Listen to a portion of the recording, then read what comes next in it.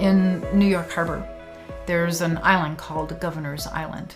And it looks like an ice cream cone from the air.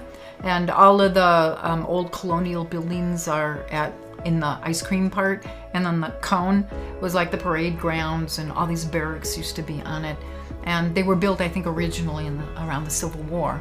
So they were trying to figure out what to do with these buildings, and they decided what they would do is tear them all down and crush them all up. Now, how do you vegetate that? It's crushed up rubble from buildings. How do you put plants on there and make it actually grow and look beautiful?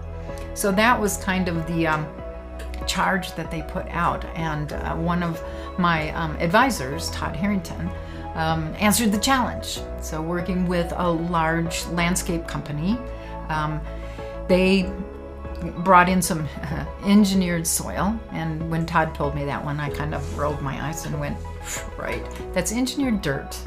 Call it what it is. There is no biology in that stuff at all. So this particular contract at Governor's Island required to achieve certain biological numbers at the end of the contract. So I think it was a 2-year contract for them. They had to have certain expected ranges biologically in their engineered soils before they left the contract for them to get fully paid, which was good because it basically forced them to hire someone like me to consult with them, and it forced them to basically do all the testing, which a lot of companies don't want to spend the money or the time doing.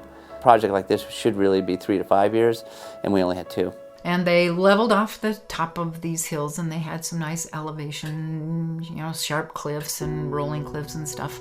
And so now, here you go. We want a native grassland here, and we want a conifer forest, and we want a deciduous forest, and we want this kind of shrubbery here. We want these native plants here. And so they, the architect had all the plants drawn in, and now you have to go out there and establish that.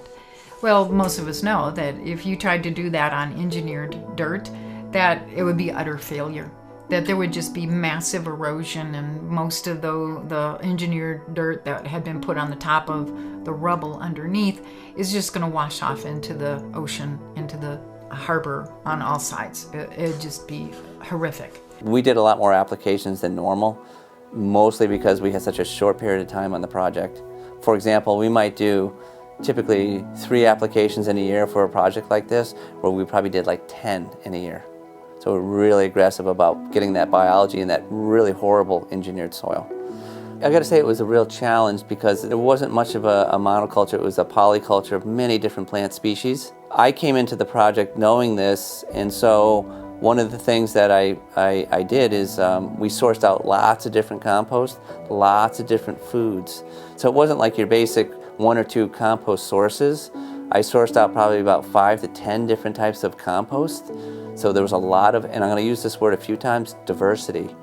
So Todd, looking at this, said he's going to apply biological principles, the soil food web approach, and so made compost for each of those ecosystems with the biology in it for each of the sets of plants that were desired in that area. So there were big areas of grassland and native grasslands, and there was a ballpark, and so all of the biology going on to these places either is compost, and so he's putting in all of the biology that needs to go into those systems. So there's a lot of diversity in the compost that we used, and there was a lot of diversity in the food sources that we used for the compost and the liquid compost. So that way, because there were so many different plants in the project, there was a lot to select from. Think of it as a smorgasbord. Just about everything was in the compost or the liquid compost for all the different plant species, versus very, kind of narrowing it down to just maybe woody ornamentals or maybe an old growth forest versus maybe a vegetable garden. You can get more specific and dialed in for that kind of a biology, where this is like, all over the board, from ground cover to grasses and forbs to woody ornamentals. So it was pretty broad range. And another important factor in this project was at the early stages, I sat down with the entire team. Any and every single person that was involved in that project was in the meeting. And that was really important to have all the people there involved. And I took them through the whole process, and we put together a field guide for them on this entire process, from the equipment to the applications to the testing and what the testing meant and how we were going to modify the program if needed based on the testing that we were doing. And so today when you go to this area, people from New York City flock there on weekends because it's beautiful. They're back in conifer forests, they're back in deciduous forests, they're in the native grasslands. So within the course of basically one growing season, they took this horrific dirt, and by the addition of this biology, they could put in all of the plants and natives.